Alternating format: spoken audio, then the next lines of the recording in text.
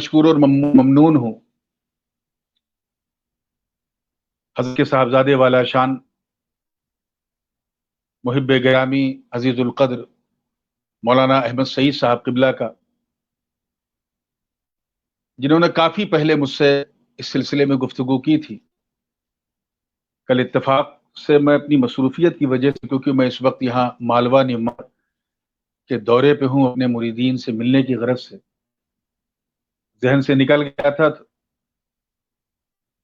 تو عزیزم جناب سے شاہد میاں نے مجھے یاد دلایا اور مولانا عمران صاحب مدیدی کی وساطت سے میں نے تھوڑا سا وقت نکالا ہے۔ حالانکہ میں اس سے پہلے بھی ایک بار حاضر ہوا تھا، پھر مجھے کہیں مصروفیت نے مجھے گھیرا اور میں آگے بڑھا، اس کے بعد پھر لوٹا ہوں اور ابھی میرے پاس وقت بہت کم ہے، مگر میں چاہوں گا کہ اسی مختصر سے وقت میں تھوڑی سی گفتگو کر کے آپ کے دعائیں حاصل کر لوں، کیونکہ میں جانتا ہوں کہ یہ پروگرام ضرور آن لائن ہو رہا ہے اور کووڈ-19 کی اس انتہائی مہلک اور عالمگیر بیماری نے پورے ملک کو موبائل سے ہی، پوری دنیا کو موبائل سے جوڑے رکھا ہے، اور کہیں نہ کہیں سب لوگ اپنے گھروں میں، مکانوں میں، دکانوں میں بیٹھ کے سن رہے ہیں یا بات سنیں گے۔ لیکن میرا یقین ہے کہ آج حضور بحر العرفان مفتی آفاق صاحب قبلہ علیہ رحمہ کی روحانیت بھی اس پروگرام کی مکمل طور پر پوری شان کے ساتھ سرپرستی فرما رہی ہے۔ اللہ تعالیٰ ان کی قبر پر انوار کی برسات فرمائے۔ میں نے قرآن مقدس کے 8ویں پارے سے ایک بڑی مشہور و معروف آیت کریمہ کا ایک خوبصورت حصہ جس کی تلاوت کا شرف حاصل کیا۔ ارشاد ربانی ہے، کیا وہ مردہ تھا؟ اب امن کانا میتا فاحییناہ، پھر ہم نے اسے زندہ کیا، وجعلنا لہ نورا، اور ہم نے اس کے لیے نور کر دیا۔ یہ ظاہر ہے یہ لام جو ہے وہ تملیغ کا ہے، تو اس کے لیے نور کر دیا یعنی اسے نور والا بنا دیا۔ یمشی بہ فی الناس، ایسا نور والا بنا دیا کہ اس نور کے ذریعے وہ لوگوں میں چلنے پھرنے لگا، جانے لگا۔ کما مثلہ فی الظلمات لیس بخارج منہ، ارشاد ربانی ہے کہ اس نور والے کو تو اس کی طرح سمجھتا ہے، فی الظلمات، جو ایسے اندھیروں میں ہیں جہاں سے نکلنے کا کوئی راستہ نہیں۔ اگر غور کریں تو ظلمات سے نور کی طرف، اندھیرے سے اجالے کی طرف، ضلالت سے ہدایت کی طرف، یہ جو سفر ہے اس کے الگ الگ اسٹیجز ہیں۔ اللہ پاک نے اپنی اس مقدس آیہ کریمہ میں جو اس نے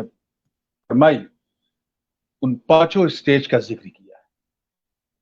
اور جب یہ 5 اسٹیجز آپ سمجھیں گے تو حضور بحر العرفان کی سیرت کا بھی گہرائی سے آپ مطالعہ کر سکیں گے۔ پہلا اسٹیج یہ ہے کہ کیا وہ مردہ تھا؟ ظاہر ہے کہ یہاں مردے سے مراد وہ مردہ نہیں ہے جسے ہم اپنی عام زبان میں سمجھتے ہیں کہ a person who died became death، جو مر گیا وہ مردہ، وہ مراد نہیں ہے، بلکہ کچھ اور مراد ہے۔ ہم اپنی زبان میں جنہیں مردہ اور زندہ کہتے ہیں وہ اس آیت کا مقصود نہیں ہے۔ جس کے سینے میں سانس چل رہی ہے، دل دھڑک رہا ہے، وہ زندہ ہے، جس کا نہیں دھڑک رہا ہے وہ مردہ ہے، وہ مراد نہیں ہے۔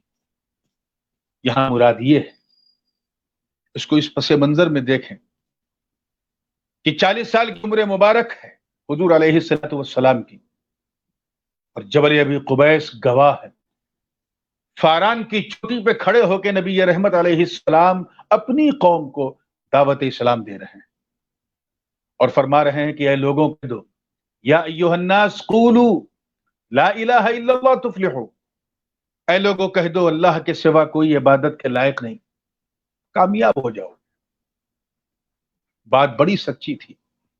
بڑی کھری تھی، بہت مناسب تھی، لیکن میرے دوستوں ان کفار قریش نے فوراً انکار کر دیا، نہیں مانا۔ قرآن کی آیات بینات گواہ ہیں کہ ظلم و ستم کے پہاڑ ڈھائے گئے، معاذ اللہ حضور کو کیا کیا نہیں کہا گیا، جس کے منہ میں جو آیا اس نے بکا۔ کسی نے معاذ اللہ، جب کوئی مخیر العقل کوئی چیز حضور سے ظاہر ہوتی تھی تو معاذ اللہ آپ کو جادوگر کہتا تھا۔ جب قرآن پاک کی آیات آپ پیش کرتے سناتے تھے تو آپ کو شاعر کہتا تھا۔ جب ان کو اصنام باطلہ، ادیان باطلہ سے پھیر کر ہدایت کی طرف دعوت دیتے تھے تو آپ کو مجنون پاگل تک کہا گیا۔ معاذ اللہ آپ کو کیا سے کیا کہا گیا، تکلیف دی گئی، انکار نہیں کیا گیا۔ وہ قوم میرے دوستوں جو نبی کی عدالت کی قسمیں کھاتی تھی، جو نبی کی ایمانداری اور دیانت داری کے ترانے پڑھتی تھی، وہی قوم میرے مصطفیٰ کو جھٹلانے لگی۔ معاذ اللہ انہیں جھوٹا کہنے لگی، کاہن کہنے لگی، انہیں کاذب کہنے لگی۔ حضور علیہ السلام کا قلب یاسین بالکل ٹوٹا جا رہا تھا، کبیدہ خاطری اپنے چرم پر پہنچ رہی تھی۔ آقائے دو جہاں کا غم ان کے عینان مبارک تک آیا، اشک بن کر ٹپکنے لگا۔ اس سے پہلے کہ آنسوؤں کا دریا بہہ جاتا، اللہ پاک نے بلبل سدرا کو حکم دیا، انہوں نے اپنا نشیمن چھوڑ دیا، بارگاہ رسالت میں حاضر ہوئے، عرض کیا، اے اللہ کے رسول آپ روئیں مت، پریشان مت ہوں،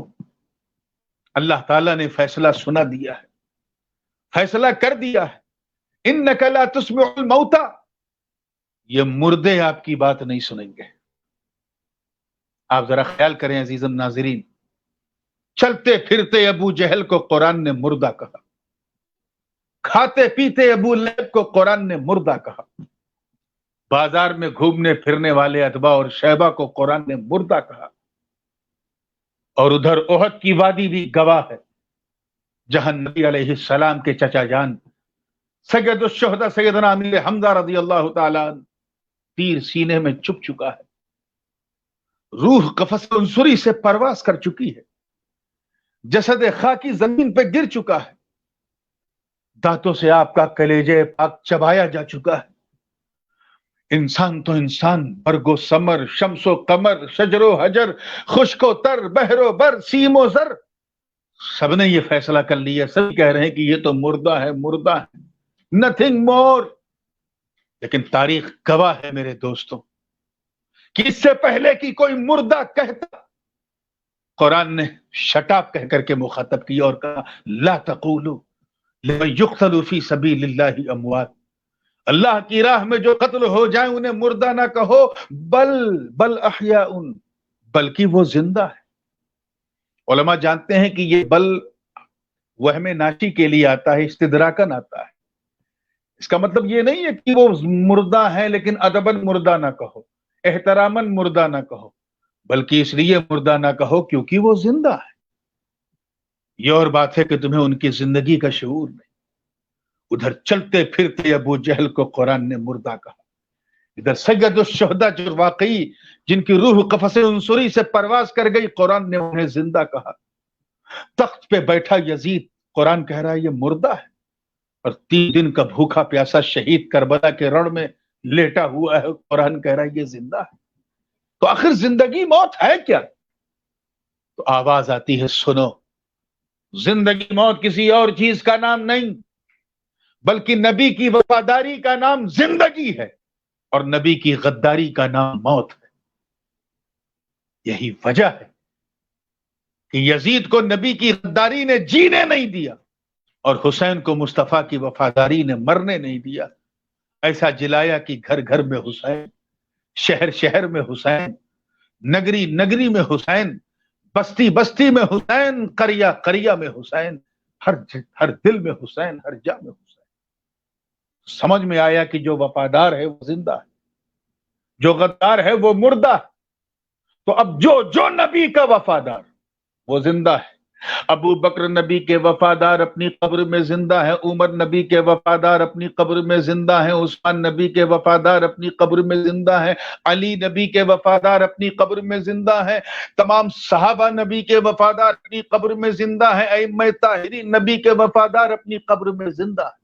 اغواث و اقطاب نبی کے وفادار اپنی قبر میں زندہ ہے، ابدال و اوتاد نبی کے وفادار اپنی قبر میں زندہ ہے، تمام اولیاء کامل نبی کے وفادار اپنی قبر میں زندہ ہے۔ تو جو وفادار ہے وہ زندہ ہے، جو غدار ہے وہ مردہ ہے۔ ہر ولی نبی کا وفادار، ہر ولی اپنی قبر میں زندہ ہے۔ امام احمد رضا خان فاضل بریلوی نبی کے وفادار اپنی قبر میں زندہ ہے۔ مجدد الفسانی امام ربانی حضرت شیخ احمد سرہندی فاروقی رحمت اللہ علیہ اپنی قبر میں زندہ ہے، نبی کے وفادار۔ بالکل اسی طرح میرے دوستوں، اگر میں یہ کہوں کہ سلسلے عالیہ نقشبندیہ کی نشأت ثالثہ، کیونکہ ثانیہ پر اتفاق ہے کہ یہ مجدد الفسانی کی ذات ہے، لیکن نشأت ثالثہ کے علم بردار اگر ہندوستان کی سرزمین پہ کوئی ہے تو بلا شبہ وہ حضرت بحر العرفان مفتی آفاق احمد صاحب مجددی رحمت اللہ علیہ ہیں۔ یہ کل بھی زندہ تھے، آج بھی زندہ ہیں، اور انشاءاللہ صبح قیامت تک زندہ رہیں گے، کیونکہ نبی کے وفادار ہیں۔ تو دوسرا اسٹیج یہی ہے کہ اسے نور ہدایت ایسا عطا کر دیا جاتا ہے کہ وہ موت سے دور ہو کر ابدی حیات کا امین بن کر ہمیشہ ہمیشہ کے لیے زندہ ہو جاتا ہے۔ تیسرا اسٹیج ہے وجعلنا لہو نورا، ہم نے اسے نور پر کر دیا، یعنی نور والا بنا دیا، اسے ہم نے نور العرفان عطا کر دیا، نور معرفت عطا کر دیا، ایسا عطا کیا کہ پہلے تو وہ میکدوں میں جا جا کے پیا کرتا تھا، پھر وہ دن آیا کہ وہ میکدہ بردوش ہو کر جا جا کر پلانے لگا۔ وہ نور علم جو حضرت مفتی صاحب قبلہ علیہ الرحمہ نے اہل سنت کی عظیم مرکزی درسگاہ جامع اشرف کی چوچا مقدسہ سے حاصل کیا، اور وہاں کے پہلے فارغ التحصیل ہوئے، اس کے بعد نور معرفت اپنے پیر و مرشد سے حاصل کیا، اور دونوں کا مجمع البحرین بن کر قنوج کی سرزمین کو اپنا مسکن بنایا۔ وہ قنوج جو پوری دنیا کو خوشبو کے ذریعے مہکانے کے لیے مشہور رہا، اس قنوج کی خشک خوشبو میں علم و آگہی کی رنگت ڈال دی، اور ایک ایسا عظیم الشان علمی قلعہ بنا دیا جس نے حضرت مفتی صاحب ان کے مشن کو ابدالآباد کے لیے زندہ رکھا۔ یہ وہ نور تھا میرے دوستو جسے لے کر آپ صرف قنوج یا فروخ آباد کی حدود تک محدود نہیں تھے، بلکہ راجستھان کے مختلف اضلاع میں، میوات کے مختلف علاقوں میں، یا پھر اور باہر چلے جائیں تو دبئی، بحرین اور بہت سارے ممالک میں حضرت مفتی صاحب قبلہ کے فیوز و برکات کی سوغات لوگ لینے والے موجود ہیں۔ یہ وہی نور تھا جس کے بارے میں رب تعالیٰ نے فرمایا کہ من یرید اللہ ان یہدیہ یشرح صدرہ للاسلام،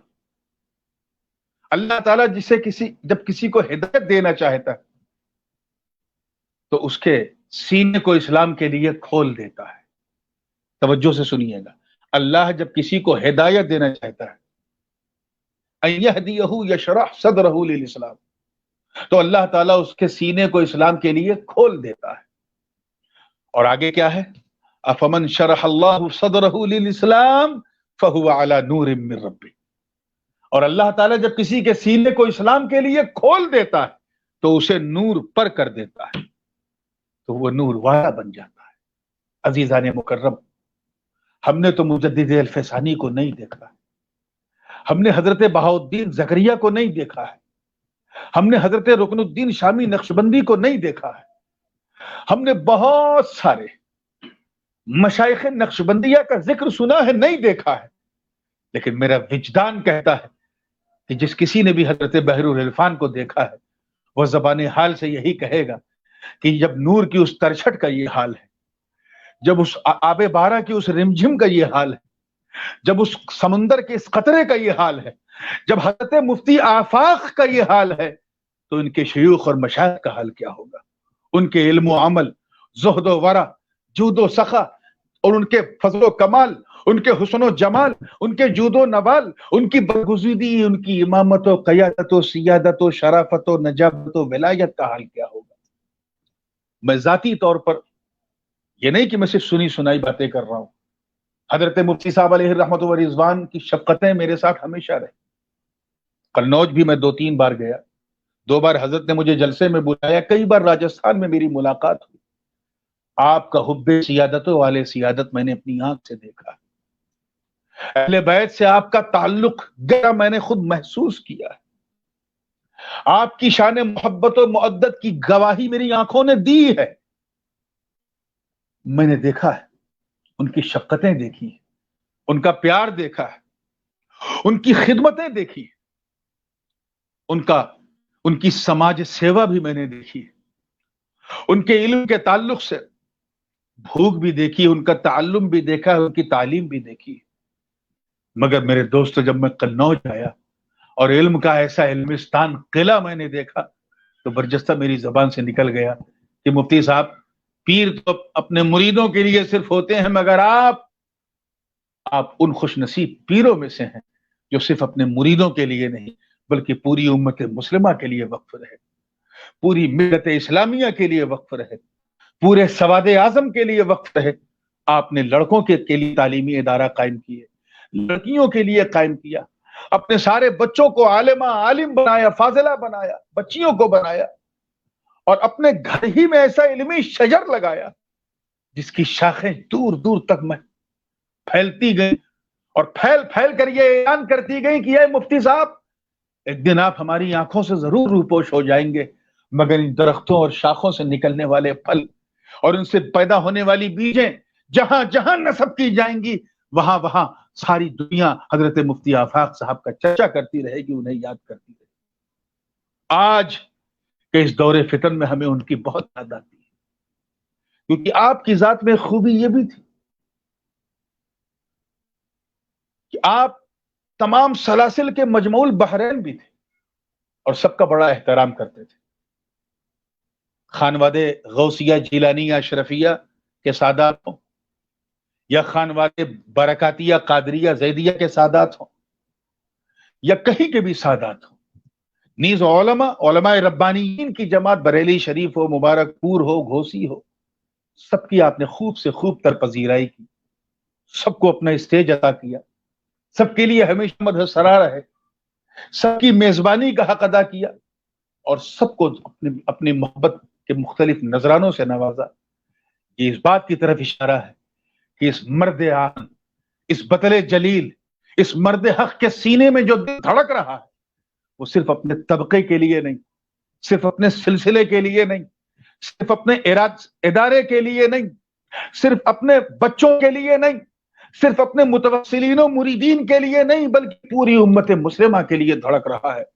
اسی لیے میں نے ایک مرتبہ کہا تھا حضرت کے سامنے کہ حضرت، میں نے اپنے دادا حضور محدث اعظم کے تعلق سے سنا تھا، وہ اپنے آپ کو کہتے تھے، لیکن آپ کو دیکھ میں بجا ہوں یہ کہنے سے کہ لوگ اپنے اپنے سلسلوں کے پیر ہوتے ہیں، کوئی نقش بندیوں کا پیر ہے، کوئی سہر وردیوں کا پیر ہے، کوئی قادریوں کا پیر ہے، کوئی چشتیوں کا، کوئی اشرفیوں کا، کوئی برکاتیوں کا، مگر مفتی صاحب آپ کی روش ایسی ہے کہ میں یہ کہنے میں حق بجانب ہوں کہ آپ سارے سنیوں کے پیر ہیں۔ الحمدللہ وہ دیرینہ تعلق اور سے اور تر بڑھتا گیا میرا، جب انہی کے ایک بہت ہی چہیتے مرید اور ان کے خلیفہ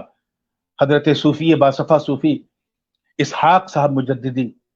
جو میرے بھی خلیفہ تھے اور مجھ سے بڑی محبت فرماتے تھے، ان کی وساطت سے مفتی صاحب سے میرا اپنا ذاتی تعلق دن بدن روز افزوں بڑھتا ہی رہا۔ اور جب وہ رخصت ہو گئے اس کووڈ کی وبا سے، تو میں نے یہ محسوس کیا کہ وہ ایک علاقہ، وہ ایک تعلق، وہ ایک رابطہ جو مجھے قنوج سے جوڑے ہوئے تھا، کہیں وہ کمزور نہ پڑ جائے۔ مگر الحمدللہ انہی کے چھوٹے بھائی مولانا عمران صاحب اور بالخصوص مفتی صاحب علیہ الرحمہ کے جانشین ان کے شہزادے حضرت مولانا احمد سعید صاحب اور دیگر علماء نے اس روابط کو، اس تعلق کو استوار رکھا ہے، اسے بحال رکھا ہے، اور میں انتظار کر رہا ہوں اس گھڑی کا کہ انشاءاللہ تعالی وہ ساعت سعید جلد آئے جب حضرت مفتی صاحب قبلہ کے ادارے میں اسی شان سے جلسہ ہو کہ پورا علاقہ امٹ کے آتا تھا اور یہ فقیر اپنے کلمات و الفاظ سے جو ہے جو کچھ بھی ہو سکتا تھا ٹوٹے پھوٹے لہجے میں بیان کرتا تھا۔ اب ایک دو بات میں حالات حاضرہ سے کے تعلق سے عرض کر کے بات کو ختم کر دوں گا، کہ میں دامن وقت میں میرے گنجائش بالکل ختم ہو چکی ہے۔ میں یہ عرض کروں گا اور اپنے ناظرین سے بھی کہوں گا کہ یاد رکھیں یہ ایک عالمگیر وبا ہے،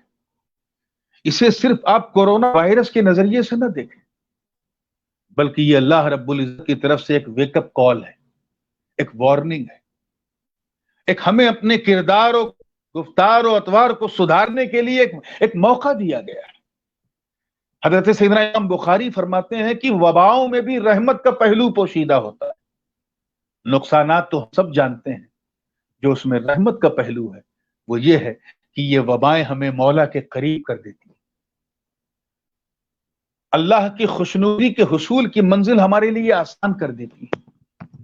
ہم نے دیکھا پچھلے سال بھی لاک ڈاؤن میں اور اس سال بھی، اور دیکھ رہے ہیں کہ بہت سارے وہ لوگ جو بڑی مشکل سے جمعہ پڑھنے کے لیے وقت نہیں نکال پاتے تھے، یہ وبائیں آئیں تو انہوں نے اپنے گھروں میں مصلے بچھا دیے، نماز پڑھنے لگے۔ وہ لوگ جو سر پہ ٹوپی رکھنا بڑا آڈ سا سمجھتے تھے، آج وہ ٹوپی کو اپنے سر کا تاج بنائے پھر رہے ہیں۔ وہ لوگ جن کے گھروں میں رات دن شراب کباب اور شباب کی محفلیں سجتی تھی، ٹیلی ویژن پر صبح و شام گزرتے تھے، آج وہ ہاتھ میں موبائل لے کر کے اللہ اور اس کے رسول کا ذکر سنتے ہیں۔ ان وباؤں نے ہمیں دنیا کی سے بہت زیادہ امید لگانے کی چاہت کو کم کیا ہے۔